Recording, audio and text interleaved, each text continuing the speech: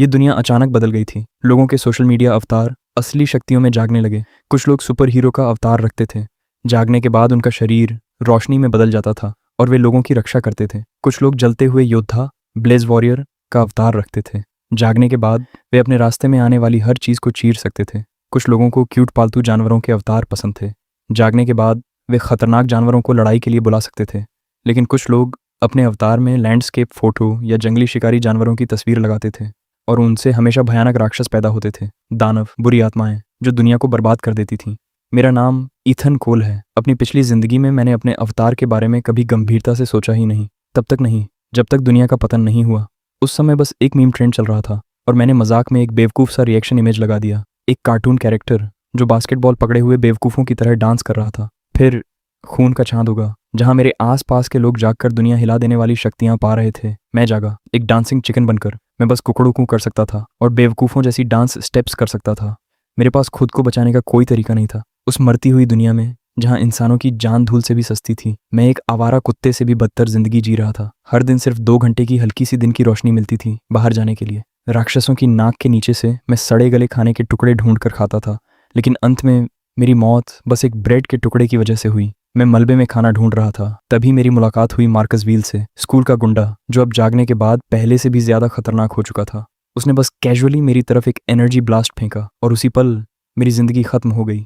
वह दर्द, मेरे शरीर के टुकड़े टुकड़े होने का एहसास आज भी मेरी आत्मा में गहराई तक छपा हुआ है। लेकिन जब मैं दोबारा आंखें खोलता हूँ, मैं खुद को अपने छोटे से अंधेरे किराए के कमरे में पाता हूँ। दीवार पर घड़ी धीरे धीरे टिक टिक कर रही है। समय है 28 फरवरी, रात 8 बजे। दुनिया का पतन, वह घटना जो पूरी मानव इतिहास को बदल देगी, बस 4 घंटे दूर है। मैं तुरंत उठकर बैठ जाता हूँ, गहरी सांसें लेते हुए।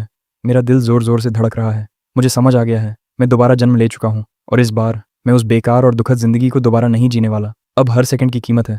मैं एक प्रोफेशनल डिजिटल आर्टिस्ट हूँ। इस जिंदगी में मेरे हाथ में वो ब्रश है जो मेरी किस्मत बदल सकता है। साधारण लोग इंटरनेट से जो तस्वीर मिले वही अवतार बनाते हैं, लेकिन मैं अपने हाथों से दुनिया का सबसे ताकतवर अवतार बना सकता हूँ। मैं कंबल हटाता हूँ, टेबल से इंस्टेंट नूडल्स का कप हटाता हूँ, कंप्यूटर ऑन करता हूँ और अपना ड्राइंग सॉफ्टवेयर खोलता हूँ। मेरे दिमाग में कई प्रतिबंधित पौराणिक देवता और राक्षसों की छवियां उभरने लगती हैं। अगर मुझे कुछ ड्रॉ करना है तो मैं ऐसी शक्ति बनाऊंगा जिसे इस दुनिया को कभी सहना ही नहीं चाहिए था। मैं तय करता हूँ कि मैं पौराणिक शक्तियों के सबसे खतरनाक रूपों को एक साथ मिलाऊंगा। पहला, युआन जिन, आदिकाल का सृष्टिकर्ता देवता जिसने अराजकता को चीर कर स्वर्ग बनाया। दूसरा, सभी राक्षसों का सम्राट मिंग हुआंग, जिसका नाम 9 अंधकार लोगों को हिला देता है। तीसरा, झुलोंग, सभी ड्रैगनों का आदि पूर्वज, 4 समुद्रों का स्वामी। लेकिन अभी भी कुछ कमी लग रही है, एक आखिरी चीज, शुद्ध विनाश की अंतिम शक्ति। तो मैंने फैसला किया कि मैं एनीमे के इतिहास का सबसे खतरनाक फ्यूजन वॉरियर जोड़ूंगा, ब्लेज़गोर, 2 सबसे शक्तिशाली ब्लेज़ोर्न योद्धाओं का अंतिम फ्यूजन। अब मैं इन 4 आयाम तोड़ देने वाली शक्तियों को एक ही अवतार में जोड़ने वाला था। इतना प्रतिबंधित और खतरनाक काम पहले कभी किसी ने करने की कोशिश भी नहीं की थी। मेरी उंगलियां ड्राइंग टैबलेट पर तेजी से चलने लगीं। जैसे जैसे लाइंस एक दूसरे में जुड़ती गईं, स्क्रीन पर धीरे धीरे एक आकृति बनने लगी। सफ़ेद बहते हुए कपड़ों में एक आदमी की परछाई, जिसकी मौजूदगी ही डर और दबाव पैदा कर रही थी। उसके पीछे अंधेरे में अनगिनत परछाइयों जैसे राक्षस चीख रहे थे। उसके पैरों के नीचे एक विशाल सुनहरा ड्रैगन लिपटा हुआ था। उसके शरीर के चारों तरफ नीले और सुनहरे रंग की आभा घूम रही थी, वही आभा जो सिर्फ ब्लेज़ोर्न योद्धाओं के पास होती है। मैं हर छोटी से छोटी डिटेल में खुद को झोंक रहा था। पसीना मेरी शर्ट भिगो चुका था, लेकिन मैं एक पल के लिए भी लापरवाही नहीं कर सकता था, क्योंकि मुझे पता था ये सिर्फ एक ड्राइंग नहीं है, ये आने वाली टूटी हुई दुनिया में मेरा इकलौता सहारा है। समय बहुत तेजी से निकल गया। लगभग रात के 11 बजने वाले थे। दुनिया के पतन में सिर्फ 1 घंटा बचा था। मैंने गहरी सांस ली और सेव पर क्लिक किया। स्क्रीन पर अपने अवतार को घूरते हुए, वह बेहद शानदार, डरावना और इतना प्रभावशाली था कि जैसे स्क्रीन से ही दबाव महसूस हो रहा हो।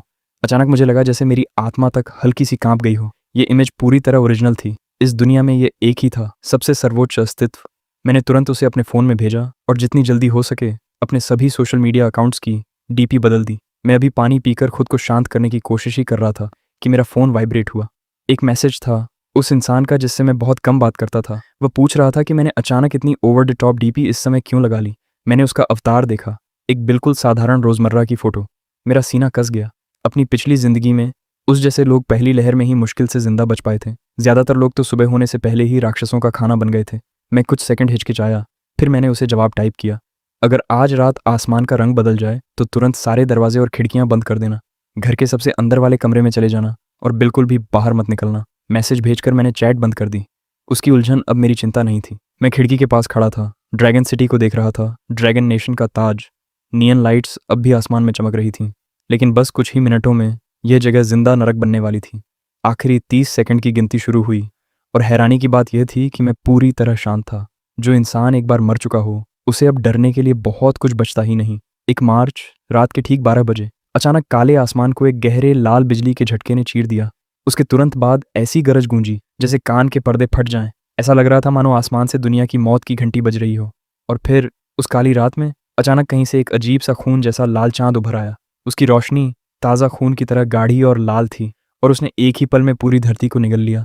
अनगिनत लोग इस अजीब घटना से अपनी नींद से चौंक कर उठ गए। सहज रूप से उन्होंने अपने फ़ोन उठाए ये देखने के लिए कि क्या हो रहा है। लेकिन जैसे ही उनकी स्क्रीन जली, अचानक उसमें से चकाचौंध कर देने वाली रोशनी फूट पड़ी। जिन लोगों के अवतार लैंडस्केप थे, उनकी स्क्रीन ऐसे फट गई जैसे कोई जख्म खुल गया हो। उस लाल धुंध से भयानक राक्षस बाहर निकलने लगे। उनके मुंह चौड़े खुले हुए, डरावने और विकृत। उनके मालिक कुछ समझ पाते उससे पहले ही वे उन्हें पूरा का पूरा निगल गए। हर बिल्डिंग के हर फ्लोर से चीखें गूंजने लगीं और जिन लोगों के अवतार जंगली शिकारी जानवर थे, उनका हाल तो और भी बुरा था। उनके फ़ोन से दानव बाहर निकले, मुस्कुराते हुए, और उन्हें ऐसे चीरने लगे जैसे वो बस एक हल्का नाश्ता हो। मांस और हड्डियाँ बिना किसी दया के खा ली गईं। बस कुछ ही मिनटों में पूरी दुनिया बर्बादी में डूब गई। मैं अपनी डेस्क पर बैठा था, तभी अचानक मेरे सिर में भयानक दर्द उठा। ऐसा लगा जैसे कोई अंदर से मेरी खोपड़ी को चीर रहा हो। मेरी नज़र धुंधली होने लगी। एक डरावनी अजनबी इच्छा मेरे दिमाग में उतरने लगी और फिर मैं पूरी तरह बेहोश हो गया। जब मुझे होश आया, मैं खुद को एक अनजान, आकारहीन खाली जगह में तैरता हुआ पाया। यहाँ कोई गुरुत्वाकर्षण नहीं था, कोई दिशा नहीं थी, बस अंधेरे में धीरे धीरे घूमते हुए अनगिनत सितारे थे। मैंने ऊपर देखा और जो नज़ारा मेरे सामने था, उसने मेरे शब्द छीन लिए। मेरे सामने 4 विशाल मूर्तियां खड़ी थीं, इतनी ऊंची कि ज़मीन से लेकर आसमान तक जाती हुई। उनमें से हर एक से इतना भारी दबाव निकल रहा था कि उनके आसपास के सितारे तक फीके पड़ रहे थे। ये वही 4 अस्तित्व थे जिन्हें मैंने अपने अवतार में बनाया था, क्योंकि मैंने ही उन्हें अपने हाथों से खींचा था। लेकिन अब वे किसी भी पौराणिक कहानी से कहीं ज्यादा असली और जीवंत लग रहे थे। उनसे निकलने वाला दबाव शब्दों से परे था। जैसे जैसे वह दबाव बढ़ता गया, मेरी आत्मा तक टूटने लगी। और तभी जब मैं पूरी तरह बिखरने वाला था, अचानक उस खाली शून्य से एक गर्म और विशाल शक्ति सीधे मेरे शरीर में समा गई। एक पल पहले तक मेरा शरीर खाली और थका हुआ लग रहा था, लेकिन अचानक मेरे अंदर हैरान कर देने वाली ऊर्जा फट पड़ी। मुझे समझ आ गया, यही मेरा अवेकनिंग था। मैं पहले स्टैच्यू की तरफ बढ़ा। वह एक योद्धा की मूर्ति थी, लोहे जैसी सख्त मांसपेशियां, ब्लेजिगोर, फ्यूजन वॉरियर, जिसके अंदर अनंत लड़ने की इच्छा थी। जैसे ही मैंने मूर्ति के बेस को छुआ, पूरा शून्य ब्लेजॉन वॉरियर के ट्रांसफॉर्मेशन की गर्जना से गूंज उठा। सुनहरी रोशनी टूटे हुए बांध की तरह मेरे शरीर के हर हिस्से में भर गई। मुझे महसूस हुआ कि मेरे शरीर की हर कोशिका जंगली तरीके से बदल रही है। ये ऐसी शक्ति का एहसास था कि एक मुक्के से पहाड़ तोड़ा जा सकता था। एक पल में मेरे बाल सुनहरे हो गए और नीली बिजली मेरे पूरे शरीर के चारों ओर चमकने लगी। मेरे अंदर दौड़ती शक्ति इतनी जबरदस्त थी कि मेरा मन चीखने का कर रहा था। और जब शक्ति का ट्रांसफर पूरा हुआ, मूर्ति जोरदार आवाज के साथ फट गई और सुनहरी धूल बनकर मेरी आत्मा में समा गई। मैं रुका नहीं और आगे बढ़ गया, युआनजुन की मूर्ति की तरफ, जो बर्फ जैसी सफेद पोशाक में थी। वह वैसा डरावना देवता नहीं दिख रहा था जैसा कहानियों में बताया जाता है, बल्कि उसके अंदर शांत, सहज दिव्यता थी। ऐसी सत्ता जिसे सम्मान के लिए गुस्से की जरूरत नहीं। मैंने धीरे से मूर्ति को छुआ और तुरंत प्राचीन असीम ऊर्जा मेरे अंदर दौड़ गई। वही शक्ति जिसने सृष्टि की शुरुआत में शून्य और रूप को अलग किया था। मेरी हड्डियां दिव्य लोहे जैसी सख्त हो गईं। मेरे शरीर की रक्षा इतनी बढ़ गई कि अगर कोई भारी टैंक भी सीधे मुझसे टकराए तो शायद वहीं टूट जाए। अपनी शक्ति को कई गुना बढ़ता महसूस करना नशे जैसा था। अजीब बात यह थी कि युआनजुन की मूर्ति पहली वाली की तरह टूटी नहीं, वह वहीं खड़ी रही, जैसे उसके अंदर अभी और गहरी शक्ति छिपी हो। मैंने सांस संभाली और मिंग हुआंग की मूर्ति की तरफ मुड़ा, जो सभी दानवों का सम्राट था। उसके चारों तरफ काली ऊर्जा जिंदा परछाई की तरह घूम रही थी और उसके पीछे जैसे अनंत अंधेरा खड़ा था। जैसे ही मैंने उसे छुआ, गहरे बैंगनी काले रंग की रोशनी मेरे माथे के बीच में घुस गई। मेरी आत्मा के समुद्र के अंदर एक लंबा भाला धीरे धीरे बन गया, पूरा काली बिजली से लिपटा हुआ। कैओस स्पीयर, एक पौराणिक हथियार जो सबसे शक्तिशाली आर्शियों को भी मार सकता था। अभी मैं उसकी पूरी शक्ति इस्तेमाल नहीं कर सकता था, लेकिन उसका थोड़ा सा हिस्सा भी इस दुनिया के शुरुआती राक्षसों को खत्म करने के लिए काफी था। ये जानकर कि मेरे पास ऐसा हथियार है, इस मरती हुई दुनिया के लिए मेरा सारा डर खत्म हो गया। आखिर में मैं प्राचीन झुलोंग की मूर्ति के पास गया।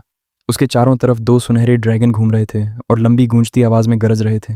मैंने गहरी सांस ली और मूर्ति पर हाथ रखा। तभी एक ऊंची ड्रैगन की गर्जना ने पूरे शून्य की खामोशी तोड़ दी और एक छोटा पारदर्शी ड्रैगन सीधे मेरे सीने के अंदर घुस गया। मैं उस शक्ति को अपने अंदर खींचने की कोशिश करता हूँ और तभी मेरे माथे से शानदार सुनहरे ड्रैगन के सींग बाहर निकल आते हैं। एक जबरदस्त, युद्ध में तपकर बनी गोल्डन ड्रैगन। आर्मर पल भर में पूरे शरीर को ढक लेती है। मेरे दाहिने हाथ में एक सुनहरी ड्रैगन तलवार प्रकट होती है जो शाही रौब से चमक रही है। उस पल मुझे सच में ऐसा लगता है जैसे कोई राजा खुद धरती पर उतर आया हो। 4 दिव्य शक्तियाँ एक साथ मेरे अंदर उफान मार रही हैं और मैं एक साधारण आर्टिस्ट से कुछ ऐसा बन चुका हूँ जो किसी भगवान जैसा चलता है। लेकिन जैसे ही मैं इस ताकत की हद को और आगे बढ़ाने वाला होता हूँ, पूरा शून्य बुरी तरह कांपने लगता है। आसपास की हर चीज़ टूट कर बिखरती है और फिर से जुड़ने लगती है। तभी एक ज़बरदस्त ताकत मेरी चेतना को पकड़कर झटके से वापस खींच लेती है। मैं अचानक आंखें खोलता हूँ और खुद को फिर उसी पुरानी लकड़ी की कुर्सी पर बैठा पाता हूँ। खिड़की के दरारों से खून जैसी लाल चांदनी अंदर आ रही है जो मेरे चेहरे पर पड़कर पूरे कमरे को डरावना परालौकिक बना रही है। टीवी अभी भी चालू है, लेकिन स्क्रीन अब सिर्फ शोर और स्टैटिक में बदल रही है। फिर भी उस आवाज़ के बीच एंकर की कांपती हुई आवाज़ साफ सुनाई दे रही है, जैसे वो डर को किसी तरह दबा रहा हो। ब्रेकिंग न्यूज़ चल रही है। सभी लोगों से अपील की जा रही है कि तुरंत अपने दरवाजे और खिड़कियां बंद कर लें और किसी भी हालत में उन्हें न खोलें। अगर आपका अवतार किसी खास शक्ति के साथ जाग चुका है तो सिर्फ तभी जब आप सुरक्षित हों अपने आसपास के लोगों की मदद करें। मैं दीवार पर लगी घड़ी की तरफ देखता हूँ। रात के 2 बज चुके हैं। बाहर से आ रही चीखें दर्द भरी, इंसानों जैसी नहीं, अभी तक बंद नहीं हुई हैं, बल्कि और भी तेज और खौफनाक हो गई हैं। अब तो साफ सुनाई दे रहा है जैसे भारी भरकम पंजे बाहर कंक्रीट की दीवारों को धीरे धीरे घसीट रहे हों। मैं नीचे अपने हाथों की तरफ देखता हूँ। पहाड़ों को हिला देने वाली ताकत अभी भी मेरी नसों में दौड़ रही है। मुझे पता है ये कोई भ्रम नहीं है। मेरी पिछली जिंदगी में ईथन कोल नाम कमजोरी और मौत की पहचान था, लेकिन इस जिंदगी में वही नाम हर राक्षस और दानव का सबसे बड़ा डर बनेगा। मैं खिड़की तक जाता हूँ और नीचे सड़कों पर नजर डालता हूँ जहाँ राक्षस इंसानों को फाड़ कर खा रहे हैं। मेरे होंठों पर हल्की ठंडी मुस्कान आ जाती है। जब ऊपर वाले ने मुझे दूसरा मौका दिया है तो इस मरती हुई दुनिया के नियम अब मैं खुद लिखूंगा।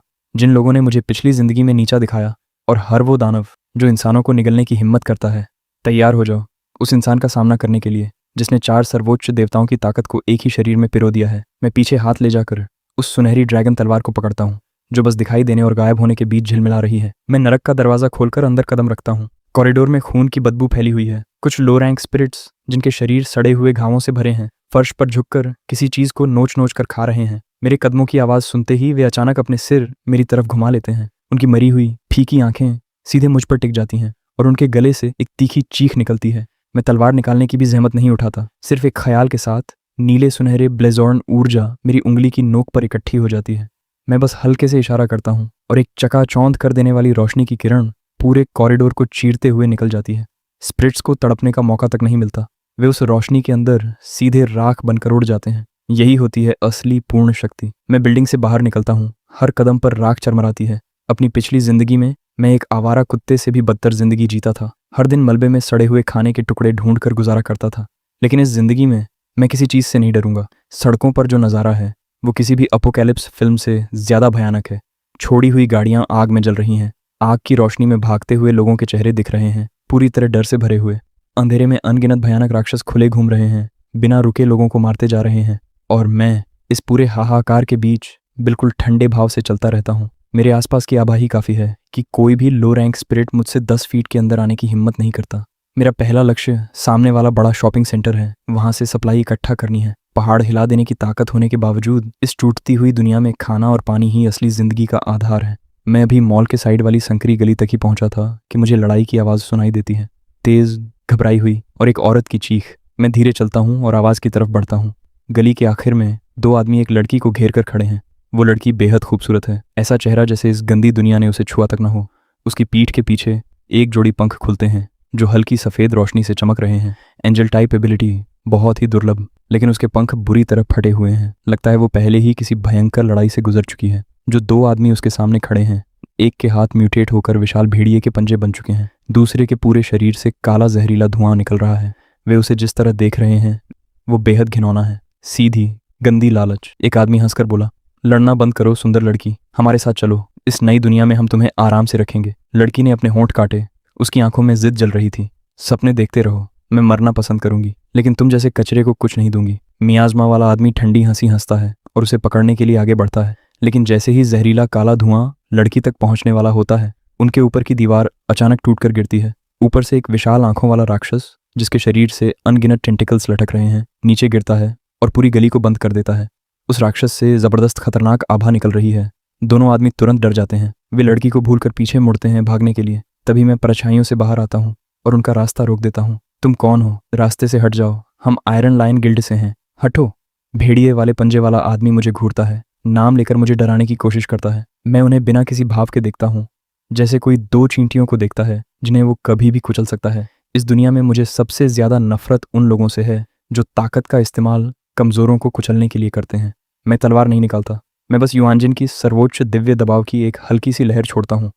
एक भयानक शक्ति, इतनी प्राचीन, इतनी पुरानी, जैसे दुनिया बनने से पहले की हो, पल भर में नीचे उतरती है और दोनों आदमी ऐसे दब जाते हैं जैसे किसी अदृश्य हथौड़े ने उन्हें कुचल दिया हो। उन्हें चीखने का मौका तक नहीं मिलता। उनकी हड्डियां एक ही पल में चकनाचूर हो जाती हैं। दोनों के शरीर सीधे लाल धुंध के बादल बनकर हवा में बिखर जाते हैं। वही दबाव उस विशाल आंखों वाले राक्षस को भी बिना आवाज़ के मांस के ढेर में बदल देता है। वो लड़की सामने का नज़ारा देखकर पूरी तरह स्तब्ध रह जाती है। मेरी जान बचाने के लिए धन्यवाद। मेरा नाम लरा फ्रॉस्ट है।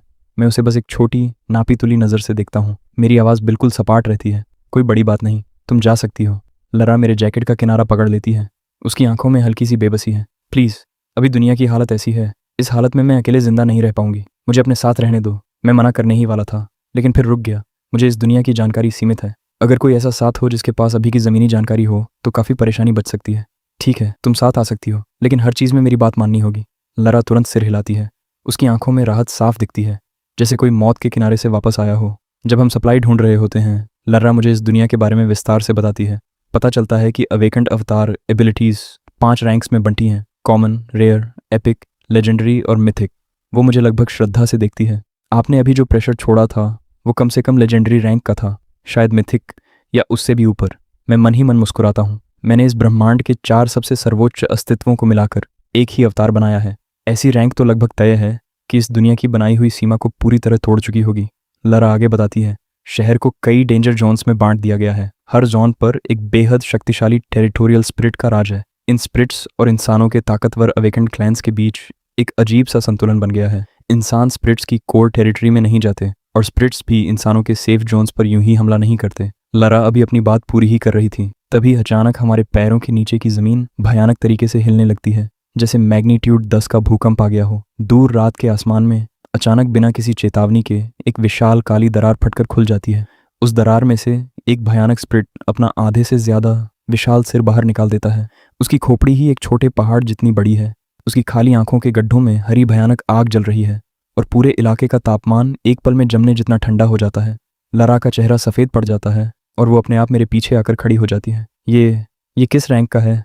ये तो मिथिक से भी ज़्यादा खतरनाक लग रहा है। मैं आंखें सिकुड़ता हूँ। मेरी पकड़ गोल्डन ड्रैगन तलवार पर और मजबूत हो जाती है। मैं अभी ये समझने ही वाला था कि ये राक्षस सच में कितना ताकतवर है, तभी सामने से अचानक भागते हुए कदमों की आवाज़ और चिल्लाने की आवाज़ आती है। पूरी तरह हथियारों से लैस अवेकेंड फाइटर्स की एक टीम सड़क के दूसरे छोर से भागती हुई आ रही है, पूरी तरह पीछे हटते हुए।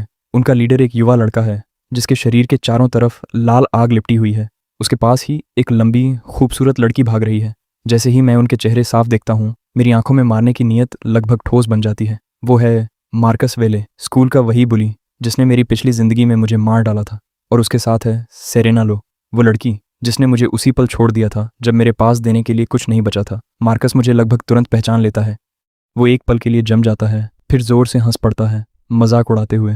अरे, ये तो हमारे स्कूल का मशहूर निकम्मा आर्टिस्ट ईथन कोल है। सेरेना भी मुझे उसी तिरस्कार भरी नज़र से देखती है। अभी तक जिंदा हो ईथन? कोई फ़र्क नहीं पड़ता। लगता है कहीं छुपकर किसी तरह जान बचा रहे थे। उनकी टीम के बाकी लोग भी हंसने लगते हैं। उनकी नज़र में मैं इस टूटी हुई दुनिया की फूड चेन के सबसे नीचे हूँ। फिर मार्कस की नज़र मेरे पास खड़ी लरा पर जाती है और उसकी आंखों में तुरंत लालच चमक उठता है। ओह, ये तो लरा फ्रॉस्ट है, स्कूल की सबसे खूबसूरत लड़की, है ना? क्या बात है ईथन? एक मेंढक भी हंस पर नज़र डाल रहा है। तुम सच में इसके साथ चिपक गए? सेरेना लरा को ध्यान से देखती है। उसकी खूबसूरती देखकर उसके चेहरे पर साफ जलन दिखती है। लरा, तुम्हें एंजल टाइप एबिलिटी मिली है, तुम टैलेंटेड हो। तुम इसके साथ अपना समय क्यों बर्बाद कर रही हो? हमारे साथ चलो। मार्कस एक एपिक रैंक अवेकनर है, उसके साथ रहोगी तो ही इस दुनिया में बच पाओगी।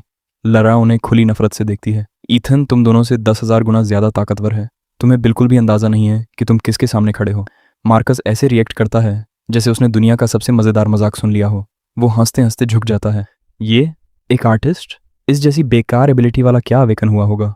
ये मेरी बराबरी करने की सोच भी कैसे सकता है? मार्कस अब आगे बढ़ने ही वाला था, मुझे सबके सामने बेइज्जत करने के लिए। तभी आसमान में मौजूद वो विशाल स्पिरिट अचानक हमारी तरफ ध्यान देता है और अगले ही पल एक इतनी भयानक दबाव वाली शक्ति ऊपर से गिरती है कि वहां मौजूद हर इंसान की आत्मा तक कांप जाती है। स्पिरिट पूरी विनाश की ताकत के साथ नीचे उतरता है, सीधे मेरी तरफ। उसकी आभा ऐसे टकराती है जैसे कोई असली वजन शरीर पर गिर गया हो। मार्कस की पूरी टीम का रंग एक पल में उड़ जाता है। उनकी जिन शक्तियों पर उन्हें इतना घमंड था, उस पूर्ण भयावह शक्ति के सामने सब कुछ पल भर में बेकार हो जाता है। मार्कस के चारों तरफ जल रही आग अचानक बुझ जाती है। उसके घुटने मुड़ जाते हैं और वो जोर से जमीन पर गिर पड़ता है। सेरेना इतनी बुरी तरह कांप रही है कि खड़ी भी नहीं रह पाती।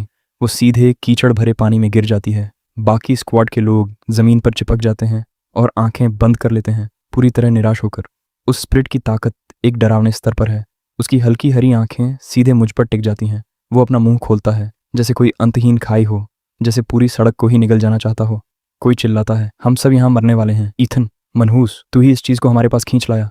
मैं उस विशाल राक्षस को अपनी तरफ गिरते हुए देखता हूँ और मुझे कुछ भी महसूस नहीं होता। डर की एक लहर तक नहीं। मेरे सामने इस स्तर की चीज अपनी ताकत दिखा रही है और मुझे बिल्कुल फर्क नहीं पड़ता। मैं धीरे से अपना सिर उठाता हूँ। मेरी आंखों में बैंगनी काली रोशनी भड़क उठती है। मिंग हुआंग, डेमन सॉवरेन की विनाशकारी इच्छा। कोई टेक्निक नहीं, कोई मूव नहीं। मैं बस उस स्पिरिट को देखता हूँ। सिर्फ अपनी नज़र के जरिए मैं अपनी आत्मा की गहराई से कैओस स्पीयर की घातक हत्या की इच्छा छोड़ देता हूँ। बस एक नज़र, इतना ही काफ़ी है। वो विशाल अछूत सा लगने वाला स्पिरिट अचानक भयानक दर्द से चीखता है। उसका विशाल शरीर हवा में ही टूटने लगता है, जैसे बर्फ जलती आग से टकरा गई हो। टुकड़ा टुकड़ा होकर वो हवा में बिखरने लगता है। उसे विरोध करने का मौका तक नहीं मिलता। कुछ ही सेकंड में वो काली राख बनकर रात की हवा में गायब हो जाता है। पूरी सड़क पर मौत जैसी खामोशी छा जाती है। सब लोग, लरा समेत, जो अभी हुआ उसे देखकर जमे खड़े हैं। किसी को यकीन नहीं हो रहा। बस एक नज़र, सिर्फ एक नज़र, और वो स्पिरिट जिसने यहाँ मौजूद हर इंसान को ज़मीन पर गिरा दिया था, पल भर में ख़त्म हो गया। मार्कस का मुंह खुला का खुला रह जाता है। उसकी आंखें ऐसे लग रही हैं जैसे बाहर निकल आएंगी। वो कांपते हुए मुझे देख रहा है, जैसे किसी ऐसी चीज़ को देख रहा हो जो इस दुनिया में होनी ही नहीं चाहिए। ये नामुमकिन है। तू कुछ भी नहीं था। तेरे पास इतनी ताकत कैसे हो सकती है? सेरेना भी पूरी तरह सदमे में है। इस दुनिया में जिंदा रहने के लिए उसने मार्कस को अपनी ढाल बना लिया था। उसने कभी सोचा भी नहीं था कि जिस लड़के को उसने कभी इतनी नफरत से छोड़ दिया था, वही एक दिन भगवान जैसी ताकत लेकर खड़ा होगा। मैं उनमें से किसी को एक नज़र भी नहीं देखता। मैं मुड़ता हूँ और लरा के साथ आगे बढ़ने लगता हूँ, ऊंचे रैंक वाले स्पिरिट्स ढूंढने, ताकि उनसे लड़कर अपनी ताकत और तेज कर सकूं। लेकिन जैसे ही हम जाने वाले होते हैं, अचानक पूरे शहर में एयर रेड सायरन गूंज उठते हैं। हर दिशा से एक साथ भयानक दुष्ट ऊर्जा के विस्फोट उठने लगते हैं। बड़े स्तर का स्पिरिट हमला आधिकारिक तौर पर शुरू हो चुका है। खून जैसी लाल चांदनी और गहरी हो जाती है, जैसे आसमान खुद खून बहाने वाला हो। शहर के आसमान में सैकड़ों नहीं, हजारों काले साए दिखाई देने लगते हैं, और उनमें से एक इतना भयानक दबाव छोड़ रहा है कि सांस लेना मुश्किल हो जाए। Demon god rank pressure. उसके पूरे शरीर पर काली बिजली लिपटी हुई है और उसकी हर सांस के साथ नीचे जमीन कांप रही है। शहर के हर जिले में मौजूद ताकतवर क्लैंस अपना सबसे ऊंचा कॉम्बैट अलर्ट एक्टिवेट कर देते हैं। असली तबाही अब शुरू होने वाली थी। शहर के हर कोने में अब वेकेंट एनर्जी की चमक उठती है, लेकिन जल्दी ही अंधेरा उन्हें निगल जाता है। डेमन गॉड रैंक वाला स्पिरिट शायद कुछ देर पहले मेरे द्वारा छोड़ी गई ऊर्जा को कई ब्लॉक्स दूर से महसूस कर चुका है। उसकी विनाश की भूखी नज़र सीधे मुझ पर टिक जाती है। मेरे होंठों पर ठंडी मुस्कान आ जाती है। मेरे अंदर दौड़ता ब्लेजोनर्न खून उबलने लगता है। अब यह शिकार थोड़ा मज़ेदार होगा। मैं मार्कस और सेरेना को वहीं छोड़ देता हूँ और एक सुनहरी रोशनी की बिजली की तरह आसमान की तरफ उड़ जाता हूँ, सीधे डेमन गॉड स्पिरिट की तरफ। पूरा आसमान एक पल में दो हिस्सों में बंट जाता है। एक तरफ नीले सुनहरे शोलों की आग, दूसरी तरफ काली बिजली। मैं अपना दाहिना मुक्का कसकर बंद करता हूँ। यानजिन की दुनिया गढ़ने वाली शक्ति और ब्लेजगोर की युद्ध प्रवृत्ति एकदम परफेक्ट तरीके से मिल जाती है। एक सीधा साधारण सा मुक्का, लेकिन वो मुक्का सीधे डेमन गॉड स्पिरिट की बिजली वाली सुरक्षा को तोड़ते हुए अंदर घुस जाता है। पूरा शहर एक भयानक धमाके की आवाज़ से गूंज उठता है। वो डेमन गॉड स्पिरिट जो पूरे शहर के एक हिस्से को मिटा सकता था, एक ही मुक्के से सैकड़ों मीटर दूर उड़ जाता है। वो गुस्से में दहाड़ता है और तेज नुकीले हड्डियों के भाले मेरी तरफ फेंकता है। मैं आराम से गोल्डन ड्रैगन तलवार निकालता हूँ। एक वार, सैकड़ों मीटर लंबी सुनहरी तलवार की ऊर्जा रात के आसमान को चीर देती है और उसके साथ एक ऊंची ड्रैगन की गर्जना गूंजती है। वो वार सीधे डेमन गॉड स्पिरिट के आधे शरीर को काट देता है। एक साफ निर्दयी वार। काला खून तेज बारिश की तरह नीचे गिरने लगता है। अब पहली बार डेमन गॉड स्पिरिट को डर महसूस होता है। वो तुरंत अंतरिक्ष में दरार खोलता है और पीछे देखे बिना भाग जाता है। मैं हवा में स्थिर खड़ा रहता हूँ, जैसे कोई अजय युद्ध सम्राट। इस लड़ाई ने पूरे शहर को हिला दिया। जो भी क्लैंस अभी तक किसी तरह शहर बचाने की कोशिश कर रहे थे, उन्होंने ये सब अपनी आंखों से देखा। कुछ ही समय में हर बड़े क्लैन के दूत मेरे पास आने लगते हैं। उनका व्यवहार बेहद सम्मान से भरा हुआ है। वे मुझे अविश्वसनीय ऑफर देते हैं। हर कोई बस एक ही चीज़ चाहता है, मैं उनके क्लैन में शामिल हो जाऊं और उन्हें अपनी ताकत का संरक्षण दूं। उसी समय सेरेना रेंगते हुए मेरे पैरों तक पहुंचती है। वो रो रही है, एकदम बेचारी बनने की कोशिश करते हुए दोनों हाथों से मेरा पैर पकड़ लेती है। ईथन, मुझसे गलती हो गई। मैं अंधी थी। प्लीज़ मुझे एक और मौका दो। क्या हम फिर से शुरू कर सकते हैं? मैं बिना कुछ बोले अपना पैर पीछे खींच लेता हूँ। मेरी आंखों में ज़रा भी गर्माहट नहीं है। मुझसे दूर रहो। सिर्फ एक शब्द सुनकर ही सेरेना ज़मीन पर गिर जाती है और बेकाबू होकर रोने लगती है। वो दोबारा कोशिश नहीं करती। मैं सामने खड़े क्लैन के दूतों को देखता हूँ। कुछ समय पहले तक हर कोई खुद को सबसे बड़ा समझता था, लेकिन अब सबकी नज़र में ताकत का असली मतलब बदल चुका था। उन्होंने इस नई दुनिया में अब तक अपनी ताकत का रौब दिखाते हुए आम लोगों की जिंदगी को अपनी मुट्ठी में रखा था, और अब वही लोग मेरे सामने पालतू कुत्तों की तरह चापलूसी करते खड़े हैं। ड्रैगन सिटी के ईस्ट डिस्ट्रिक्ट के मालिक शाओ क्लैन का दूत सबसे पहले आगे आता है। वो एक डिब्बा आगे बढ़ाता है जो हाई रैंक स्पिरिट कोर्स से भरा हुआ है। उसके चेहरे पर चापलूसी भरी मुस्कान है। मिस्टर कोल, अगर आप शाओ क्लैन ज्वाइन करते हैं तो ईस्ट डिस्ट्रिक्ट का आधा कंट्रोल आपका होगा। वेस्ट डिस्ट्रिक्ट के चू क्लैन का प्रतिनिधि पीछे क्यों रहता? वो शाओ के दूत को धक्का देकर खुद आगे आ जाता है। चू क्लैन आपको अपना ग्रैंड एल्डर बनाना चाहता है। हमारे पास जितने भी संसाधन हैं सब आपके लिए होंगे। लारा चुपचाप मेरे पीछे खड़ी है और देख रही है कि कैसे ये कभी अछूत समझे जाने वाले लोग अब सिर झुका रहे हैं। मैं उनकी किसी भी तथाकथित दौलत या खजाने की तरफ देखता तक नहीं। मुझे तुम्हारे किसी भी क्लैन में कोई दिलचस्पी नहीं है। मुझे दोबारा परेशान मत करना। इतना कहकर मैं लरा के साथ वहां से मुड़कर चल देता हूँ। शाओ क्लैन के दूत का चेहरा तुरंत काला पड़ जाता है। वो हमेशा से दूसरों पर हुकूमत करने का आदी रहा है। किसी ने कभी उसे ऐसे नज़रअंदाज नहीं किया। कोल, मुश्किल रास्ता मत चुनो। एक स्पिरिट को भगा देने का मतलब ये नहीं कि तुम ड्रैगन सिटी में मनमर्जी कर सकते हो। शाओ क्लैन के पास 3 लेजेंडरी रैंक एल्डर्स हैं। अगर तुम हमारे दुश्मन बने तो इस शहर में तुम्हें कहीं जगह नहीं मिलेगी। मैं रुक जाता हूँ, हल्का सा सिर घुमाकर उसे देखता हूँ। तुम मुझे धमका रहे हो? वो मेरी बात को डर समझ लेता है और फिर से अकड़ में आ जाता है। मैं सिर्फ सच बता रहा हूँ। अभी पीछे हट जाओ, मेरे साथ शाओ क्लैन चलो। मैं तुम्हारे लिए हमारे एल्डर्स से अच्छी बात कर दूंगा। वो अपनी बात पूरी भी नहीं कर पाता। सिर्फ एक ख्याल के साथ एक अदृश्य ताकत सीधे उसके सीने पर पड़ती है। वो ऐसे पीछे उड़ता है जैसे डोर कटी पतंग और एक टूटी हुई इमारत के ढांचे में जा टकराता है। बाकी सारे दूत एक साथ घबराकर पीछे हट जाते हैं। मैं धीरे धीरे उसके पास चलता हूँ जहाँ वो ज़मीन पर पड़ा है। मैं ऊपर से उसे देखता हूँ। जाकर अपने उन तथाकथित लेजेंडरी एल्डर्स से कह देना, अगर मुझे ज़्यादा मजबूर किया तो मैं पूरे शाओ क्लैन को इस दुनिया से मिटाने में ज़रा भी नहीं हिचकूंगा। आसपास खड़ा कोई भी इंसान सांस लेने की हिम्मत तक नहीं करता। सब खामोशी से देखते रहते हैं जब मैं लर्रा के साथ बिना पीछे देखे वहाँ से चला जाता हूँ। अगले कुछ दिनों में मैं और लर्रा ड्रैगन सिटी के खंडहरों में घूमते रहते हैं, लगातार स्पिरिट्स का शिकार करते हुए। हर लड़ाई के साथ मेरे अंदर की चारों दिव्य शक्तियों पर मेरा नियंत्रण और भी ज़्यादा तेज़ और भी ज़्यादा परफेक्ट होता जा रहा है। मुझे पता चलता है कि जब भी मैं किसी हाई रैंक स्पिरिट को हराता हूँ तो उसके पीछे बची हुई ऊर्जा को मैं अब्जॉर्ब कर सकता हूँ। ये ऊर्जा मेरे सोल सी के अंदर गहराई में मौजूद केओस स्फीयर को पोषण देती है और उसे और मजबूत बनाती है। मेरी मदद से लरा की एंजल टाइप एबिलिटी भी धीरे धीरे रिकवर होने लगती है और आखिरकार एपिक रैंक तक पहुंच जाती है। उसकी हीलिंग पावर्स और लाइट बेस्ड टेक्निक्स अब लड़ाई में ज़बरदस्त सपोर्ट देने लगती हैं। लेकिन ये सुकून ज़्यादा देर टिकता नहीं। जियाओ क्लैन इस बेइज्जती को आसानी से नहीं भूल सकता। पूरे ईस्ट डिस्ट्रिक्ट में मेरे ऊपर बाउंटी फैला दी जाती है, और सिर्फ इतना ही नहीं, उन्होंने साफ इनाम भी रख दिया। जो कोई मेरी लोकेशन बताएगा उसे मिलेंगे 10 हाई रैंक स्पिरिट कोर्स।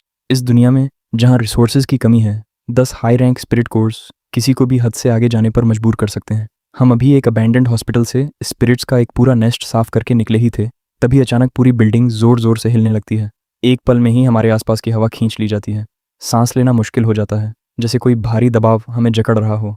हम बाहर निकलने की कोशिश करते ही हैं कि आसमान से एक काली बैरियर गिरती है जो पूरे इलाके को पूरी तरह सील कर देती है। हमारे पैरों के नीचे एक विशाल और बेहद प्राचीन फॉर्मेशन अरे उभरने लगता है। मैं हल्का सा भौहें सिकोड़ता हूँ। मुझे साफ महसूस हो रहा है इसमें ज़बरदस्त सप्रेशन है जो अंदर फंसे हर जीव की ऊर्जा को धीरे धीरे खींच रहा है। लरा की आवाज़ आती है, ये जियाओ क्लैन का 9 एबिस सोल लॉक फॉर्मेशन है। कहते हैं इसमें लेजेंडरी रैंक के फाइटर्स भी फंस जाएं तो उनकी ताकत पूरी तरह निछुड़ जाती है। तभी बैरियर के बाहर से घमंडी हंसी गूंजती है। जियाओ क्लैन का ग्रैंड एल्डर सामने आता है। उसके साथ दर्जनों एलीट फाइटर्स खड़े हैं। उसकी नज़र मुझ पर टिक जाती है, आंखों में साफ लालच झलक रहा है। कोल, मानना पड़ेगा तुम काफ़ी ताकतवर हो, लेकिन तुम्हारा घमंड हद से ज़्यादा है। ये 9 एबिस सोल लॉक फॉर्मेशन हमारे एंसेस्टर्स ने भारी कीमत चुकाकर बनाया था, एक ऐसा जाल जिससे निकलना नामुमकिन है। आज तुम्हारे पास कोई रास्ता नहीं है। चुपचाप अपनी पावर इनहेरिटेंस सौंप दो, मैं तुम पर रहम कर दूंगा। मैं आसपास खड़े जियाओ क्लैन के लोगों के चेहरे देखता हूँ। होठों पर हल्की सी ठंडी मुस्कान आ जाती है। तो ऐसे काम करते हैं ये बड़े क्लैन, सामने से कुछ और पीछे से गंदे खेल। ग्रैंड एल्डर ठंडी हंसी हंसता है। जीतने वाले ही नियम बनाते हैं। इस दुनिया में ताकत ही एकमात्र सच्चाई है जो आखिर तक टिकती है। जिस दिन तुम्हारे पास विरोध करने की ताकत नहीं रहेगी, उस दिन मैं तुम्हारी उस एंगल टाइप लड़की को ले जाऊंगा और उसका अपने काम में इस्तेमाल करूंगा। अब बातें खत्म। मेरे अंदर का ब्लेजॉन ब्लड लाइन तुरंत भड़क उठता है। नीले सुनहरे चमकदार आग के शोले ज्वालामुखी की तरह ऊपर फट पड़ते हैं। इतनी ज़बरदस्त ऊर्जा निकलती है कि मेरे पैरों के नीचे बना फॉर्मेशन दबाव से कराहने लगता है और उसमें दरारें पड़ने लगती हैं। जियान क्लैन के ग्रैंड एल्डर का चेहरा तुरंत बदल जाता है। वह घबराकर फॉर्मेशन में और ज़्यादा शक्ति डालने लगता है ताकि मुझे दबा सके। लेकिन उसी समय युएनजून की क्रिएशन लाइट मेरे पूरे शरीर पर चमक उठती है। वो वर्ल्ड फॉर्जिंग शक्ति फॉर्मेशन की बंदिशों को ऐसे नज़रअंदाज कर देती है जैसे वो वहाँ हों ही नहीं। मैं गोल्डन ड्रैगन स्वॉर्ड बुलाता हूँ। तलवार के चारों ओर विनाश की काली बिजली लिपट जाती है। ब्रेक। मैं एक ही वार में तलवार नीचे लाता हूँ। ड्रैगन की गर्जना और बिजली की गड़गड़ाहट साथ लेकर निकली भयानक सोर्ड एनर्जी की लहर सीधे स्पेस को चीर देती है। वो फॉर्मेशन जिसके बारे में कहा जाता था कि लेजेंडरी रैंक फाइटर्स को भी कैद कर सकता है, गीले कागज की तरह टूट जाता है। काली बैरियर भी एक पल में बिखर जाती है। जोरदार बैकलैश से जियान क्लैन के एलीट वॉरियर्स चारों तरफ उड़ जाते हैं। ग्रैंड एल्डर जमीन पर जोर से गिरता है। उसकी आंखों में अविश्वास और डर साफ दिख रहा है। असंभव, तुम आखिर किस स्तर के अस्तित्व हो? मैं धीरे धीरे उसकी तरफ बढ़ता हूँ। मेरे हाथ में गोल्डन ड्रैगन ब्लेड बर्फ जैसी ठंडी जानलेवा रोशनी छोड़ रही है। मैंने तुम्हें चेतावनी दी थी, अगर मुझे ज्यादा मजबूर किया तो जियान क्लैन का अस्तित्व खत्म हो जाएगा। वह डरकर पीछे हटता है और अपनी स्टेलर एबिलिटी से पलटवार करने की कोशिश करता है, लेकिन मैं सीधे उसके कोर मेरिडियन पर लात मारता हूँ और उसे पूरी तरह तोड़ देता हूँ। अब उसका सब खत्म हो चुका है। मैं फैसला करता हूँ कि सीधे जियान क्लैन के मेन स्ट्रॉन्ग होल्ड पर हमला करूंगा और इस खतरे को जड़ से खत्म कर दूंगा। लिरा फ्रॉस्ट मेरे पीछे पीछे चलती है। उसकी आंखों में जरा सा भी डर नहीं, सिर्फ मुझ पर पूरा भरोसा। हम भागते हुए बचे जियान क्लैन के लोगों के निशान का पीछा करते हुए ईस्टर्न वार्ड के बीचों बीच पहुंचते हैं। ये जगह पहले एक बेहद आलीशान प्राइवेट एस्टेट हुआ करती थी, लेकिन अब जियान क्लैन ने इसे एक मजबूत किले में बदल दिया था। एस्टेट की दीवारों पर स्टेलर एबिलिटी डिफेंस टावर्स लगे थे, लेकिन मेरी गोल्डन ड्रैगन ब्लेड के सामने वो सब बेकार थे। मैं उनकी पूरी डिफेंस लाइन ऐसे तोड़ देता हूँ जैसे वहाँ कुछ था ही नहीं। जो गार्ड्स पहले घमंडी थे अब मेरी ऑरा के नीचे कांप रहे थे। मैं एस्टेट की मेन बिल्डिंग के दरवाजे को लात मारकर खोलता हूँ। अंदर अजीब सा सन्नाटा था, पूरा हॉल खाली, लेकिन हवा में एक खतरनाक दबाव भरी अंधेरी मौजूदगी महसूस हो रही थी। मैं उसी अंधेरी मौजूदगी का पीछा करता हुआ एक छुपे हुए लोहे के दरवाजे तक पहुंचता हूं जो नीचे अंडरग्राउंड जा रहा था। एक वार में मैं उसे 2 टुकड़ों में काट देता हूं। मेरे सामने एक विशाल अंडरग्राउंड प्लाजा फैल जाता है। उसके बीचों बीच जमीन पर एक बेहद डरावना काला टोटम बना हुआ था। उसी वक्त मैं देखता हूं जियान क्लैन का पैट्रियार्क उस टोटम के बीच खड़ा है। उसका शरीर जबरदस्ती एक भयानक एपिक रैंक रेत के साथ मर्ज हो रहा था और उसके चारों तरफ ऊर्जा का पागल भंवर घूम रहा था। आसपास की सारी स्टेलर एनर्जी वह निगल कर अपनी बना रहा था। पेट्रियार्क का शरीर पहचान में नहीं आ रहा था। काले आर्मर्ड स्केल्स पूरे शरीर पर उग आए थे। उसका शरीर कई गुना बड़ा हो चुका था। उसके हाथ में प्योर डार्क एनर्जी से बनी एक भयानक विशाल तलवार थी। फ्यूजन पूरा होते ही उसकी लाल आंखें मुझ पर टिक जाती हैं। इथन कोल, ये सब तुमने खुद अपने ऊपर लाया है। तुम्हें खत्म करने के लिए मैंने इस रेत की कोर एसेंस को जबरदस्ती अब्जॉर्ब किया है। अब मैं लेजेंडरी रैंक की सीमा तोड़ चुका हूँ। हाफ स्टेप मिथिक के दरवाजे पर पहुंच चुका हूँ। अब तुम्हें इसकी कीमत चुकानी पड़ेगी। उसकी आवाज़ ऐसे लग रही थी जैसे लोहे पर लोहा रगड़ा जा रहा हो, पूरी तरह पागलपन से भरी हुई। अगले ही पल वह जमीन से विस्फोट की तरह उछलता है। उसका विशाल शरीर नामुमकिन रफ्तार से मेरी तरफ बढ़ता है। विशाल तलवार हवा को चीरती हुई चीखती है और सीधे मेरे ऊपर गिरती है। मैं ठंडी सी हंसी छोड़ता हूँ और बिना जरा भी डरे सीधे उसकी तरफ दौड़ पड़ता हूँ। उसी पल मेरे पूरे शरीर पर प्राइमोडियल सॉवरेन का गोल्डन बैटल आर्मर प्रकट हो जाता है, जो सर्वोच्च और अडिग शक्ति से चमक रहा था। वो विशाल तलवार मेरे आर्मर पर जोर से टकराती है और चारों तरफ चिंगारियां फूट पड़ती हैं, लेकिन मैं 1 इंच भी नहीं हिलता। प्राइमोडियल सॉवरेन की दी हुई फिजिकल डिफेंस बिल्कुल अटूट है। पेट्रियार्च की आंखों में अविश्वास चमक जाता है। उसने कभी सोचा भी नहीं था कि उसका पूरा दम लगाकर किया गया वार भी मेरी डिफेंस नहीं तोड़ पाएगा। अब मेरी बारी। मैं सेक्रेड फ्लेम वॉरियर की सारी ऊर्जा अपने दाहिने मुक्के में इकट्ठा करता हूँ। दबाव से हवा मुड़ने लगती है और जोरदार सोनिक बूम के साथ फट पड़ती है। मैं पूरा जोर लगाकर उसका डिफेंसिव शील्ड तोड़ने के लिए मुक्का मारता हूँ। एक तेज दरार की आवाज़ आती है और उसका आयरन क्लैड शील्ड मेरे वार की ताकत से टूट जाता है। वह दर्द से चिल्लाता है और उसका विशाल शरीर पीछे की ओर लड़खड़ा जाता है। मैं उसे संभलने का मौका नहीं देता। मैं अपने सोल रियलम की गहराई से वॉइड स्पीयर बुलाता हूँ। भाले की नोक पर गहरा बैंगनी प्रकाश नाच रहा था। ये डिवाइन वेपन पूर्ण विनाश की इच्छा से बना था और उसके जैसे आधे इंसान आधे रेत राक्षस के लिए बिल्कुल परफेक्ट था। मैं एक पल में गायब होता हूँ और उसके ठीक ऊपर प्रकट हो जाता हूँ। वॉइड स्पीयर काली बिजली बनकर सीधे उसके एनर्जी कोर के आर पार घुस जाता है। डार्क वायलेट विनाश की शक्ति उसके शरीर के अंदर ही विस्फोट कर जाती है। उसके अंदर मौजूद एपिक रैंक रेत की बची हुई चेतना एक आखिरी दर्द भरी चीख निकालती है और पूरी तरह मिट जाती है। पैट्रियार्क का विशाल शरीर फटे गुब्बारे की तरह सिकुड़ जाता है। उसकी सारी ताकत निकल जाती है और वह बेजान होकर जमीन पर गिर जाता है। ईस्टर्न वार्ड के अजेय शासक जीन क्लैन का अंत मेरे हाथों हो जाता है। मैं वॉइड स्पीयर वापस रखता हूँ और अपने अंदर उफनती ऊर्जा को शांत करता हूँ। मैं जैसे ही लारास्ट के साथ जीन क्लैन का ट्रेजरी लूटने जाने वाला था, तभी अंडरग्राउंड प्लाजा के अंधेरे कोनों से ताली बजने की साफ स्थिर आवाज़ सुनाई देती है। अंधेरे से एक रहस्यमयी शख्स धीरे धीरे बाहर आता है। उसने गोल्डन क्लोक पहना हुआ था उसकी मौजूदगी उस राक्षस से भी ज्यादा गहरी और समझ से परे लग रही थी जिसे मैंने अभी मारा था। वह दुश्मनी नहीं दिखाता, बल्कि दिलचस्पी से मुझे देखता है। मैग्निफिसेंट, सच में शानदार। सोचना भी मुश्किल है कि तुम्हारे जैसा नियम तोड़ने वाला अस्तित्व ड्रेवन सिटी जैसी पिछड़ी जगह पर पैदा हो सकता है। मैं गोल्डन ड्रैगन ब्लेड को कसकर पकड़ता हूँ और उसे ठंडी नज़र से देखता हूँ। तुम हो कौन? वह हल्का सा मुस्कुराता है और अपना हुड हटाता है। उसके चेहरे पर अजीब सी, लगभग अलौकिक सुंदरता थी। उसके माथे पर एक हल्का सुनहरा निशान चमक रहा था, जिसमें पवित्र लेकिन डरावनी ऊर्जा धड़क रही थी। तुम मुझे नेक्सस इनवॉय कह सकते हो। मैं इस शहर के बाहर कोर रीजन से आया हूँ, जिसे तुम लोग नेक्सस कहते हो। नेक्सस, मैंने ये नाम पहली बार सुना था। अपनी पिछली ज़िंदगी में मैं बहुत जल्दी मर गया था। उस समय मैंने सबसे ऊंचा स्तर सिर्फ मार्कस वेल जैसे अवेकेंट लोगों का ही देखा था। नेक्सस एनवॉय मेरी उलझन समझ जाता है और आगे बोलता है, इस दुनिया पर जो कैलेमिटी आई है वो तुम्हारी सोच से कहीं ज़्यादा जटिल है। ब्लड मून का उतरना कोई हादसा नहीं था, वो एक हायर डिमेंशनल लॉ का रीशेपिंग था। जीन क्लैन जैसे लोग चाहे जितनी कोशिश कर लें, वो हमेशा कुएं के मेंढक ही रहेंगे। लेकिन तुम अलग हो। तुम्हारी ताकत ने नेक्सस का ध्यान खींच लिया है। मैं यहाँ तुम्हें सच में शक्तिशाली लोगों के लायक एक ट्रायल के लिए इनवाइट करने आया हूँ। मैं उसे बेपरवाही से देखता हूँ। उसके ऑफर से मुझे ज़रा भी उत्साह नहीं होता। मैं किसी पर भरोसा नहीं करता, सिर्फ अपने हाथ की तलवार पर। तुम्हारा ट्रायल मुझे दिलचस्प नहीं लगता। नेक्सस एनवॉय नाराज़ नहीं होता। उसकी मुस्कान और भी रहस्यमयी हो जाती है। तुम्हें दिलचस्प लगेगा क्योंकि ये ट्रायल ब्लड मून के उतरने की असली वजह से जुड़ा है। और तुम्हारे पास खड़ी ये लड़की सेलेस्टियल विंग एबिलिटी वाली फाइनल रेलिक को अनलॉक करने के लिए ज़रूरी की एलिमेंट्स में से एक है। ये सुनकर LRA फ्रॉस्ट घबराकर एक कदम पीछे हटती है। उसके चेहरे का भाव बदल जाता है। मैं हल्का सा भौहें चढ़ाता हूँ और उसके सामने आकर खड़ा हो जाता हूँ। जब तक मैं यहाँ हूँ, कोई इसे छू भी नहीं सकता। नेक्सस एनवॉय सिर हिलाता है। उसका शरीर सुनहरी रोशनी के कणों में टूटकर हवा में गायब होने लगता है। सिर्फ उसकी आवाज़ अंडरग्राउंड प्लाजा में गूंजती रहती है। ईथन कोल, हम फिर मिलेंगे। जब अंतिम संकट आएगा, तुम खुद जवाब ढूंढते हुए नेक्सस तक आओगे। मैं कुछ देर उस जगह को देखता रहता हूँ जहाँ वह गायब हुआ था। मन में हल्का सा ख्याल आता है, ये अपोकलिप्टिक दुनिया मेरी सोच से कहीं ज़्यादा गहरी है। लेकिन बाहर चाहे जितनी ताकतें छिपी हों, जो भी मेरे रास्ते में आएगा, इन 2 मुट्ठियों से कुचल दिया जाएगा। मैं लारास्ट की तरफ मुड़ता हूँ। वह डरी हुई है, लेकिन उसकी मुट्ठी अभी भी कसकर बंद है। डरो मत, मैं तुम्हें सबसे ज़्यादा ताकतवर बनाऊंगा। मैं लारास्ट को साथ लेकर जीन क्लैन के अंडरग्राउंड वॉल्ट का भारी दरवाज़ा खोलता हूँ। लोहे के घिसने की तेज़ आवाज़ गूंजती है और वॉल्ट का अंदरूनी हिस्सा दिखाई देता है। अंदर सोने चांदी या हीरे जवाहरात का ढेर नहीं था, जैसा मैं सोच रहा था।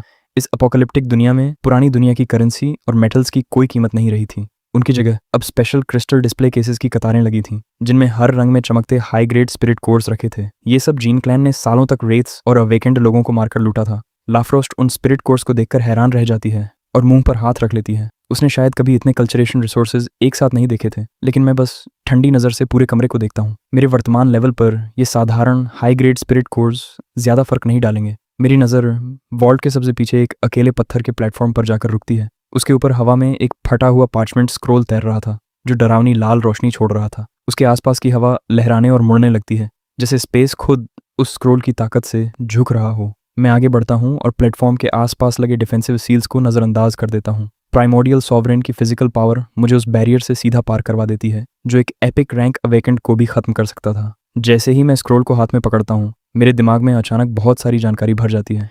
ये एक मैप था जो ड्रेवन सिटी के बाहर फैले एंडलेस विल्डरनेस के अंदर बहुत दूर किसी जगह की ओर इशारा कर रहा था। मैप के डेस्टिनेशन पर खून जैसा लाल स्कल बना था। उसके पास एंशिएंट स्क्रिप्ट में लिखा था, the sacred burial forbidden zone. मेरे होंठों पर हल्की भूखी मुस्कान आ जाती है। यही वो हंटिंग ग्राउंड है जिसकी मुझे ज़रूरत थी। ड्रेवन सिटी में लो लेवल क्लैंस और साधारण रेट्स को मारकर अब मैं आगे नहीं बढ़ सकता। सिर्फ ऐसी फॉरबिडन जोन जहाँ देवताओं तक को दफना दिया गया हो, वहीं मुझे मेरे लायक शिकार मिलेगा। मैं स्क्रोल रखकर एलारा फ्रॉस्ट के साथ वॉल्ट से निकलने ही वाला था कि अचानक पूरा अंडरग्राउंड जोर से हिलने लगता है। वॉल्ट के ऊपर की चट्टानें बड़े इलाके में टूट कर गिरने लगती हैं। जैसे ही हम एग्जिट की तरफ बढ़ते हैं, वॉल्ट के बीच की खाली जगह अचानक फट जाती है और वहाँ एक विशाल काला रिफ्ट खुल जाता है। उस रिफ्ट से एक वॉइड रिफ्ट व्रेथ अपना सिर बाहर निकालता है। उसके पूरे शरीर पर सफ़ेद हड्डियों जैसे नुकीले स्पाइक्स उगे हुए थे। उस व्रेथ से जो ऑरा निकल रहा था, वह एक साथ बेहद प्राचीन और बेहद जंगली था। उसकी खोखली आंखों के गड्ढों में सोल फायर नीली डरावनी रोशनी के साथ जल रही थी। उसके विशाल हड्डियों वाले पंजे वॉल्ट की स्टील की दीवारों को ऐसे चीर देते हैं जैसे वो कागज़ हों। लगता था उसे स्क्रोल की मौजूदगी का एहसास हो गया था और वो स्पेस को पार करके इसे लेने आ गया था। लारोस्ट तुरंत अपनी सेलेस्टियल विंग्स खोल देती है। उनकी पवित्र रोशनी उसके सामने एक बैरियर बना देती है, लेकिन वॉइड रिफ्ट रेत की भयानक ओरा के दबाव में उसकी रोशनी कांपने लगती है, जैसे किसी भी पल टूट जाएगी। मैं ठंडी आवाज़ में हंसता हूँ और LRA को पीछे खींच लेता हूँ। जब खुद चलकर मेरे दरवाजे पर आ ही गए हों, तो फॉरबिडन जॉन जाने से पहले वार्म अप के लिए तुम ठीक रहोगे। मैं गोल्डन ड्रैगन ब्लेड नहीं निकालता, मैं बस अपना दाहिना मुक्का बंद करता हूँ। सेक्रेड फ्लेम वॉरियर की नीली सुनहरी ऊर्जा तुरंत पूरे अंडरग्राउंड वॉल्ट को तेज रोशनी से भर देती है। मैं दोनों पैरों से जोर लगाकर ऊपर हवा में उछलता हूँ, जैसे सोने की रोशनी की एक लकीर बन गई हो। वॉइड रिफ्ट रेथ अपना दांतों से भरा विशाल मुंह खोलता है और मुझे पूरा निगलने के लिए झपटता है। मैं प्राइमोर्डियल सॉवरेन की वर्ल्ड फॉर्जिंग पावर को एक ही मुक्के में इकट्ठा करता हूँ और सीधे उसके हड्डी वाले जबड़े पर मारता हूँ। एक जोरदार धमाके जैसी आवाज़ गूंजती है। वो वॉइड बोन्स, जिन्हें अटूट माना जाता था, मेरे मुक्के से टूटकर बिखर जाते हैं। व्रेथ एक तेज दर्द भरी चीख निकालता है और उसका विशाल शरीर मेरे वार की ताकत से वापस स्पेशल रिफ्ट के अंदर धकेल दिया जाता है। मैं उसे भागने का मौका नहीं देता। मैं अपने दोनों हाथ आपस में टकराता हूँ और अपनी छाती के सामने एक स्टेलर एनर्जी ब्लास्ट बनाता हूँ, जिसमें विनाश की भयानक शक्ति धड़क रही थी। खत्म हो जाओ, पूरी तरह। एक विशाल नीली रोशनी का स्तंभ सीधे स्पेशल रिफ्ट के अंदर चला जाता है। रिफ्ट के अंदर गहराई से एक दबा हुआ विस्फोट सुनाई देता है और फिर पूरी तरह सन्नाटा छा जाता है। मैं अपनी ऊर्जा वापस खींचता हूँ और स्पेशल रिफ्ट को धीरे धीरे बंद होते देखता हूँ। वो तो बस सेक्रेड बेरियल फॉरबिडन जोन का एक गार्ड डॉग था जो भटक कर यहाँ आ गया था। मैं लैरोस्ट की तरफ मुड़ता हूँ। तैयार हो जाओ, हम ड्रेवन सिटी छोड़ रहे हैं। लैरोस्ट एक पल भी नहीं सोचती, वह मजबूती से सिर हिलाती है। जब तक मैं आपके साथ रह सकती हूँ, मैं कहीं भी चलूंगी। हम जीन क्लैन की एस्टेट, जो अब मलबे में बदल चुकी थी, पीछे छोड़कर निकल जाते हैं। ड्रेवन सिटी के दूसरे क्लैंस जो हमें दूर से देख रहे थे, मैं उनकी तरफ ध्यान भी नहीं देता और सीधे सेक्रेड बेरियल फॉरबिडन जोन की तरफ जाने वाले रास्ते पर निकल जाता हूँ। सिटी के सेफ जोन के बाहर की वेस्टलैंड बहुत ज़्यादा डरावनी थी। विशाल काले जंगल सड़ांत की बदबू छोड़ रहे थे। आसमान में म्यूटेटेड बर्ड्स के बड़े बड़े झुंड घूम रहे थे। उनकी लाल आंखें हमें घुसपैठियों की तरह देख रही थीं, लेकिन जैसे ही वो पास आने की कोशिश करते, मेरे ड्रैकोनिक सोवेरेन ऑनरा से उनके अंदरूनी अंग फट जाते और वो नीचे गिर जाते। हम 3 पूरे दिन जंगलों और वेस्टलैंड से गुजरते रहते हैं। रास्ते में जितने हाई लेवल म्यूटेंट्स और भटकते रेट्स मेरे हाथों मरते हैं, उनकी गिनती भी नहीं। हर किल के साथ मेरे सोल रेल्म में मौजूद वॉइड स्पीयर और भी ज़्यादा गहरा और भी ज़्यादा खतरनाक होता जा रहा था। चौथे दिन शाम के समय हम एक विशाल कैनियन के किनारे पहुंचते हैं, जो गाढ़ी खून जैसी लाल धुंध से ढका हुआ था। यहाँ ग्रेविटी बाहर की दुनिया से 10 गुना ज़्यादा थी। हमारे आसपास की हर चट्टान गहरे लाल रंग में चमक रही थी। मैप पर बना निशान कंफर्म करता है, यही सेक्रेड ब्यूरल फोर्बिडन जोन का एंट्रेंस है। जैसे ही हम कैनियन के अंदर कदम रखते हैं, हमारे नीचे की गहरी लाल जमीन अचानक बड़े इलाके में धंस जाती है। हमारे सामने एक बेहद विशाल और अनगिनत गहराई वाला प्राचीन अंडरग्राउंड बैटलफील्ड खुल जाता है। अचानक अंधेरे में कुछ हिलता है। एक आसमान जितना विशाल प्राचीन ड्रैगन अपनी नींद से जागता है और उसकी गर्जना से पूरा आकाश फटने लगता है। वो प्राचीन ड्रैगन इतना विशाल था कि उसका कंकाल लगभग पूरी अंडरग्राउंड गुफा की छत को भर रहा था। उसके शरीर की हर हड्डी पर प्राचीन खतरनाक कर्स रून्स खुदे हुए थे। जैसे ही वो जागता है, सेक्रेड बेरियल फॉरबिडन जोन की सारी खून जैसी लाल धुंध उसकी तरफ खींचने लगती है। उससे निकलने वाला दबाव इतना भारी था कि वो अब तक मिले किसी भी रैत से कई गुना ज्यादा ताकतवर था। इस भयानक दबाव में लारा फ्रोस्ट का चेहरा एकदम फीका पड़ जाता है। उसके लिए सांस लेना तक मुश्किल हो जाता है। मैं तुरंत सेक्रेड फ्लेम वॉरियर की ऊर्जा की एक परत उसके चारों तरफ लपेट देता हूँ, जिससे वो उस एंशिएंट ड्रैगन की क्रशिंग ऑरा से बच जाती है।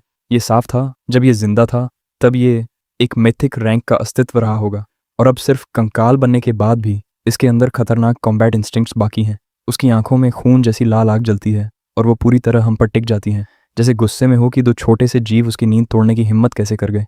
अगले ही पल उसकी विशाल हड्डियों वाली पूंछ आसमान को चीरती हुई हमारी तरफ झपटती है। उसके वार की ताकत से हवा चीख उठती है और एक जोरदार सोनिक बूम पैदा होता है। मैं तुरंत एलारा फ्रॉस्ट को एक सुरक्षित कोने में धकेल देता हूँ। मेरे अंदर जरा सा भी डर नहीं था, सिर्फ भयंकर लड़ाई की भूख जल रही थी। बिल्कुल सही टाइमिंग। फ्यूजन के बाद अपनी पूरी ताकत तुम पर ही आजमाता हूँ। मेरे माथे से तुरंत गोल्डन ड्रैगन के सींग निकल आते हैं। पूरे शरीर पर लोहे जैसे मजबूत सुनहरे ड्रैगन स्केल्स फैल जाते हैं। मैं बचने की कोशिश नहीं करता, सीधे उस विशाल पूंछ की तरफ दौड़ पड़ता हूँ। मैं दोनों हाथ आगे बढ़ाकर प्राइमोर्डियल सॉवरेन की सुप्रीम वर्ल्ड क्रिएटिंग पावर को अनलीश करता हूँ और उस स्वीपिंग बोन टेल को नंगे हाथों से पकड़ लेता हूँ। इतना ताकतवर वार जो पूरे पहाड़ों की श्रृंखला को मिटा सकता था।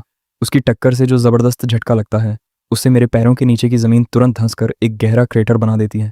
फिर भी मैं ऐसे खड़ा रहता हूँ जैसे जमीन में जड़ें जम गई हों, एक कदम भी पीछे नहीं हटता। प्राचीन ड्रैगन को शायद सच में उम्मीद नहीं थी कि कोई इंसान उसे रॉ पावर में टक्कर दे सकता है। वो गुस्से में जोर से चीखता है, अपना विशाल मुंह खोलता है और दुनिया को तबाह कर देने वाली काली ड्रैगन ब्रेथ बाहर फेंकता है। मैं ठंडी हंसी हंसता हूँ। मेरे अंदर का एबिसल ड्रैगन ब्लड लाइन पूरी तरह फट पड़ता है और एक ड्रैगन जैसी ऑनरा आसमान की ओर उठती है, इतनी शुद्ध और इतनी सर्वोच्च कि खुद एंशिएंट ड्रैगन की ऑनरा से भी ज्यादा ताकतवर। मेरा दाहिना हाथ खाली हवा में आगे बढ़ता है और तुरंत गोल्डन ड्रैगन ब्लेड प्रकट हो जाती है, जिसमें एब्सोल्यूट सॉवरेन की शक्ति चमक रही थी। ये डिवाइन सोर्ड सभी ड्रैगन्स के एंसेस्टर का प्रतीक। इस तलवार को देखकर एंशिएंट ड्रैगन भी अनजाने में कांप जाता है। उसकी काली dragon breath golden dragon blade की सोर्ड ऑरा से टकराती है और धूप में बर्फ की तरह तुरंत गायब हो जाती है। मैं गायब हो जाता हूँ और गोल्डन लाइटनिंग बनकर फिर से ऊपर आसमान में प्रकट होता हूँ। ड्रैगन ब्रेथ को चीरते हुए ऊपर जाता हूँ। मेरे हाथ में गोल्डन ड्रैगन ब्लेड तेज चमक रही थी। गिर जाओ। मैं तलवार नीचे लाता हूँ। वर्ल्ड स्प्लिटिंग सोर्ड ओरा सीधे एंशिएंट ड्रैगन की खोपड़ी में धंस जाती है। जो खोपड़ी अटूट मानी जाती थी वो नरम मिट्टी की तरह साफ 2 हिस्सों में कट जाती है। उसकी आंखों में जल रही खून जैसी लाल आग जोर से भड़कती है, फिर झिलमिलाती है और हमेशा के लिए बुझ जाती है। उसका विशाल शरीर सारी ताकत खो देता है और जोरदार धमाके के साथ अंडरग्राउंड बैटलफील्ड पर गिरता है। धूल का बड़ा तूफान उठता है। मैं शांति से उसके अवशेषों पर उतरता हूँ और अपनी तलवार की नोक से उसकी हड्डियों के अंदर से एक मुट्ठी के आकार का कोर निकालता हूँ जो डेथ एनर्जी और ड्रैकोनिक पावर से भरा हुआ था। इस कोर की ऊर्जा मेरे फिजिकल बॉडी को एक और लेवल पर ले जाने के लिए काफ़ी थी। मैं कोर रख लेता हूँ और लारा फ्रोस्ट के साथ बैटलफील्ड के और अंदर की तरफ बढ़ता हूँ। रास्ते में अनगिनत टूटे हुए एंशिएंट वेपन्स और विशाल कंकाल पड़े थे। बैटलफील्ड के किनारे पर हमें एक एंशिएंट ऑल्टर मिलता है। ऑल्टर के बीच में एक नरम सफ़ेद रोशनी वाला स्फीयर हवा में तैर रहा था। उसके अंदर की शुद्ध ऊर्जा लारा फ्रोस्ट की सेलेस्टियल विंग एबिलिटी से जोरदार रेजोनेंस कर रही थी। लारा फ्रोस्ट उस स्फीयर को देखती है। उसके चेहरे पर एक्साइटमेंट साफ दिख रहा था। मुझे महसूस हो रहा है अगर मैं इस स्फीयर को अब्सॉर्ब कर लूँ तो मेरी एबिलिटी लेजेंडरी रैंक में ब्रेक थ्रू कर जाएगी। मैं सिर हिलाकर उसे इशारा करता हूँ, जाकर अब्सॉर्ब करो। जैसे ही लारा फ्रॉस्ट ऑल्टर की सीढ़ियों पर चढ़ती है और स्फीयर को छूने के लिए हाथ बढ़ाती है, तभी अचानक आसमान फट जाता है और एक विशाल गोल्डन रिफ्ट खुल जाता है। उस रिफ्ट से सिल्वर आर्मर पहने कई लोग नीचे उतरते हैं।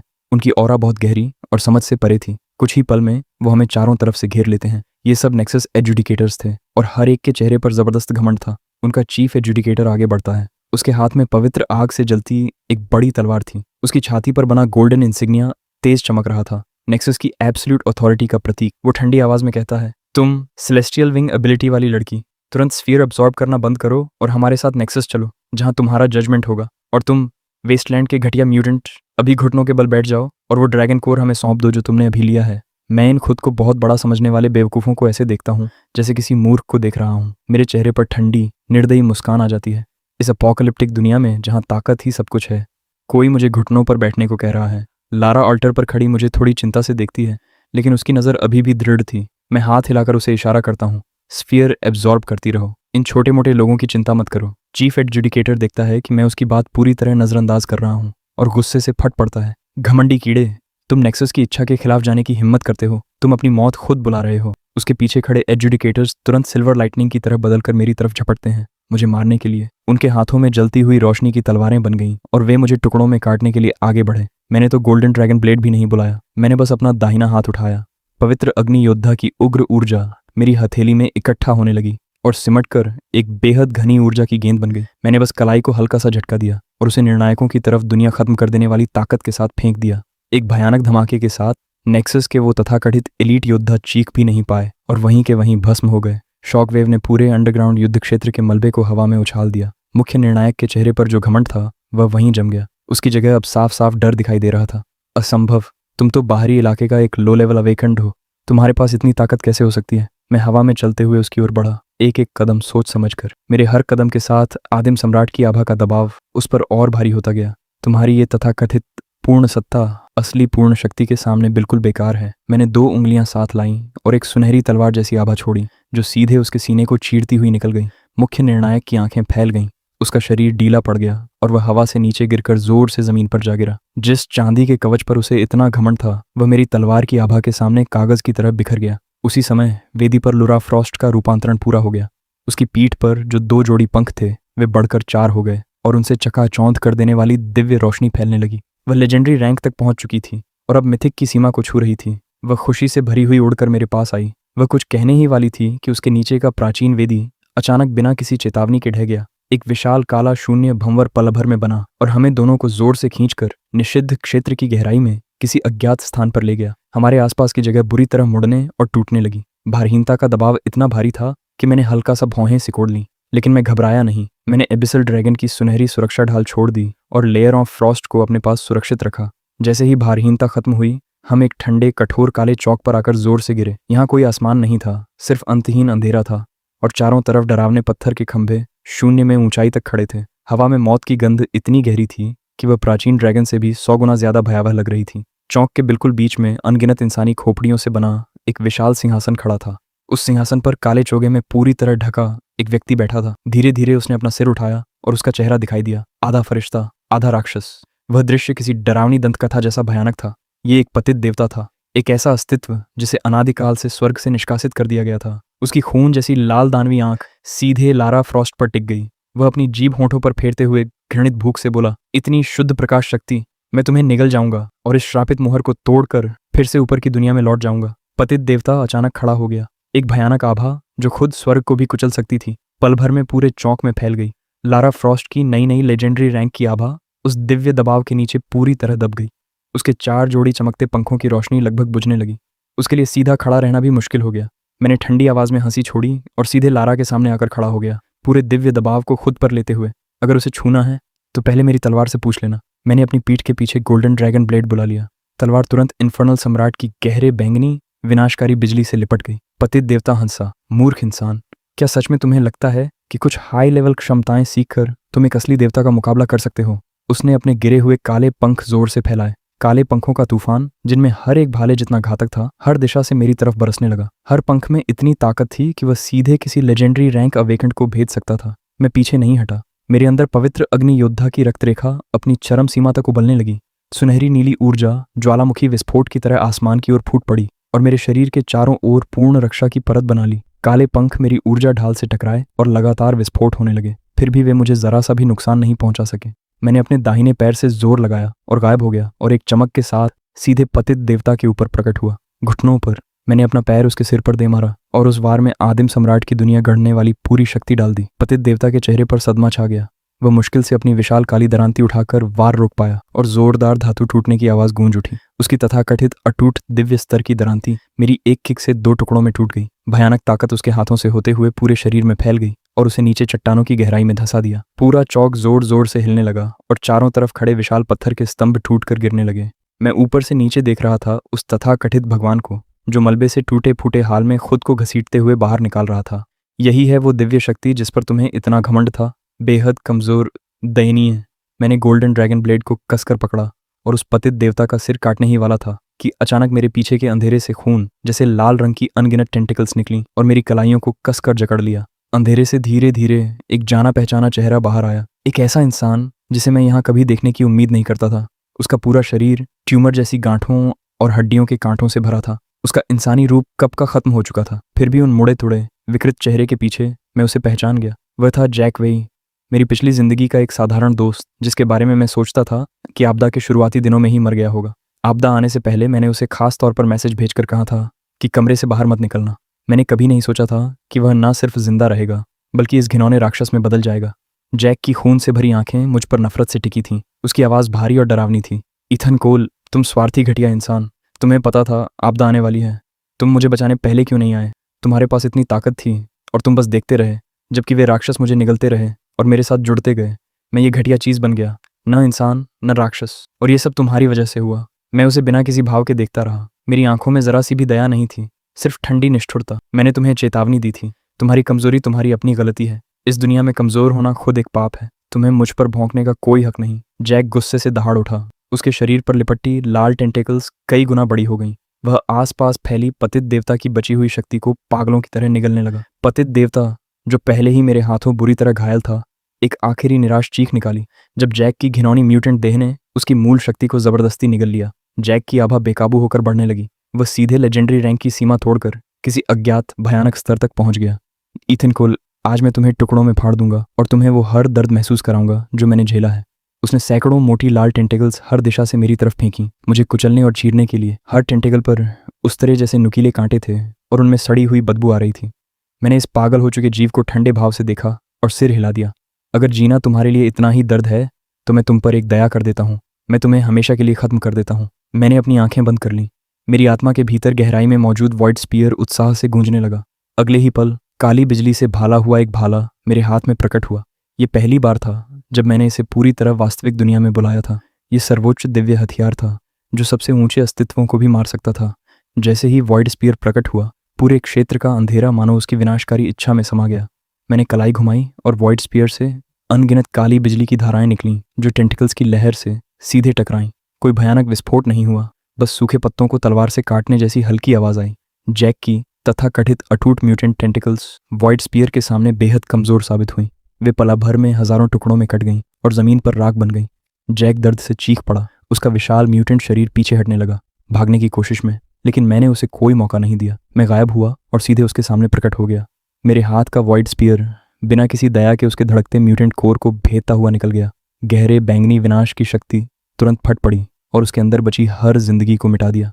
वह बड़ी बड़ी आंखों से मुझे देखता रहा। उसकी आंखों की नफरत आखिरकार खालीपन में बदल गई। वॉइड स्पीयर की शक्ति से उसका शरीर काली राख में बदल गया और इस दुनिया से पूरी तरह गायब हो गया। इस दुनिया में किसी पर दया मत दिखाओ, वरना मरने वाला तुम खुद होगे। लारा फ्रॉस्ट ने पीले चेहरे के साथ सिर हिलाया और मेरे पीछे खड़ी रही। मैंने पतित देवता और जैक की मौत से निकली विशाल कोर ऊर्जा को अपने अंदर समा लिया। मेरे अंदर की चारों दिव्य शक्तियां अब पहले से भी ज्यादा संतुलित और सामंजस्यपूर्ण हो गईं। मैं इसे महसूस कर सकता हूँ। मैं इस दुनिया के नियम तोड़ने से बस एक कदम दूर हूँ। जैसे ही मैं लारा फ्रॉस्ट के साथ इस अंडरग्राउंड जगह से बाहर निकलने का रास्ता ढूंढने वाला था, हमारे ऊपर का अंतहीन अंधेरा अचानक एक भयानक शक्ति से फट गया। चमकते सितारों से बनी एक विशालकाय हाथ दरार के अंदर से बाहर निकली और अजेय दबाव के साथ पूरे निषिद्ध क्षेत्र पर नीचे उतरने लगी। उस दबाव के नीचे, जो किसी ऊंचे आयाम के हमले जैसा लग रहा था, पूरा अंडरग्राउंड स्पेस डरावनी गति से ढहने लगा। लारा फ्रॉस्ट, जो अभी अभी लेजेंडरी रैंक तक पहुंची थी, वह भी उस दबाव से कदम दर कदम पीछे धकेली जा रही थी। उसने ऊपर देखा, उस सितारों के हाथ को जो लगभग पूरे आसमान को ढक चुका था, और घबराकर बोली, ये शक्ति इस ग्रह की बिल्कुल नहीं है। हमें भागना होगा। भागना, ये शब्द मेरी शब्दावली में है ही नहीं। मैंने सिर उठाकर उस धीरे धीरे नीचे आते हाथ को घूरा। मेरी आंखों में लड़ाई की आग जल रही थी। मेरी पिछली जिंदगी में मैं धूल से भी बदतर था। रोटी का एक टुकड़ा भी मेरी जान ले सकता था, लेकिन अब दूसरी जिंदगी मिलने के बाद 4 सर्वोच्च अस्तित्वों की शक्तियों के साथ मेरा भाग्य है इस दुनिया के हर नियम को अपने पैरों तले कुचलना। मैं नहीं भागूंगा। मैं इस शक्ति को ही निगल जाऊंगा और इसे अपने ब्रेक थ्रू का ईंधन बना दूंगा। मैंने जोर से गर्जना की और अपने अंदर की चारों दिव्य शक्तियों को उनकी अंतिम सीमा तक धकेल दिया। आदिम सम्राट का विश्व निर्माता शरीर सुनहरी दिव्य रोशनी से जलने लगा, जिसने आसपास के अंधेरे को पूरी तरह मिटा दिया। फ्लेम गॉड की पवित्र अग्नि योद्धा प्रवृत्ति ने मेरी ऊर्जा को पल भर में दर्जनों गुना बढ़ा दिया। एबिसल ड्रैगन की शक्ति एक सुनहरे ड्रैगन की आकृति बनकर मेरे चारों ओर घूमने और गरजने लगी। इन्फर्नल सम्राट की विनाशकारी इच्छा पूरी तरह मेरे दाहिने हाथ के वॉइड स्पीयर में समा गई। मैंने घुटनों को थोड़ा मोड़ा और फिर विस्फोट की तरह ऊपर की ओर उछला। मेरे पैरों के नीचे का काला चौक तुरंत टूटकर एक गहरे गर्त में बदल गया। मैं रोशनी की एक लकीर बनकर सीधे आसमान की ओर उस सितारों के हाथ की तरफ बढ़ गया। मेरे कानों में लगातार गरज सुनाई दे रही थी। ये आवाज़ थी अंतरिक्ष के मेरे वेग से टूटने की। मैंने वॉइड स्पीयर को दोनों हाथों से पकड़ा और अपनी सारी शक्तियों को एक में मिला दिया। टूट जाओ। मैंने भाला सीधे उस सितारों के हाथ की हथेली के बीचों बीच घोंप दिया। 2 दुनिया नष्ट कर देने वाली शक्तियां हवा में टकराईं और एक प्रलयकारी विस्फोट हुआ, जिसकी रोशनी सूरज से लाखों गुना ज्यादा चमकीली थी। सितारों का हाथ गहरी गूंजती आवाज निकालते हुए मुझे पूरी ताकत से कुचलने की कोशिश करने लगा, लेकिन उसी क्षण मेरे अंदर आदिम सम्राट की रक्तरेखा ने दुनिया चीर देने वाली गर्जना की। उस भयानक दबाव के नीचे मेरा शरीर टूटा नहीं, बल्कि उल्टा, वह उस हाथ की सितारों वाली ऊर्जा को लालच से निगलना शुरू कर दिया। चमकते हुए तारों की धाराएं वॉइड स्पीयर के जरिए बहते हुए मेरे पूरे शरीर में लगातार समाने लगीं। मेरे शरीर का हर एक कण इस ऊंचे आयाम की शुद्ध ऊर्जा को लालच से निगल रहा था। एक हल्की सी दरार और फिर सितारों के उस विशाल हाथ की हथेली के बीचों बीच एक महीन क्रैक उभर आया, जो तेजी से जाले की तरह फैलने लगा। उस हाथ के पीछे मौजूद उच्च आयाम का अस्तित्व समझ गया कि कुछ गलत हो रहा है, और उसने तुरंत ऊर्जा का संबंध तोड़ने की कोशिश की। बहुत देर हो चुकी थी। मेरे होंठों पर एक ठंडी पागल मुस्कान उभर आई। मेरे अंदर ऊर्जा को सोखने की गति अचानक अपनी चरम सीमा पर पहुंच गई। एक दुनिया हिला देने वाले विस्फोट के साथ वो अजेय दिखने वाला सितारों का हाथ पूरी तरह फट गया। हर दिशा से तारों की रोशनी झरने की तरह बरसने लगी और मुझे पूरी तरह अपनी चमक में लपेट लिया। मैंने उस अनंत रोशनी के बीच अपनी आंखें बंद कर लीं और अपने अंदर हो रहे भूकंप जैसे बदलाव को महसूस करने लगा। मेरे अंदर की चारों दिव्य शक्तियां, जो अब तक अलग अलग थीं, आखिरकार एक हो गईं, पूरी तरह संतुलित, एकदम परफेक्ट एकता में। मेरी शक्ति तेजी से आगे बढ़ने लगी, मिथिक रैंक की जंजीरों को तोड़ते हुए, एक ऐसे नए स्तर में कदम रखते हुए जो इस दुनिया में पहले कभी था ही नहीं। जैसे ही मैंने अपनी आंखें खोलीं, मेरी आंखों से ठोस सुनहरी रोशनी की 2 किरणें निकलीं और सीधे निषिद्ध क्षेत्र की छत को चीरती हुई ऊपर निकल गईं। इस वक्त मुझे ऐसा लग रहा था कि सिर्फ एक सांस लेना ही काफ़ी होगा ड्रेवन सिटी को नक्शे से मिटाने के लिए।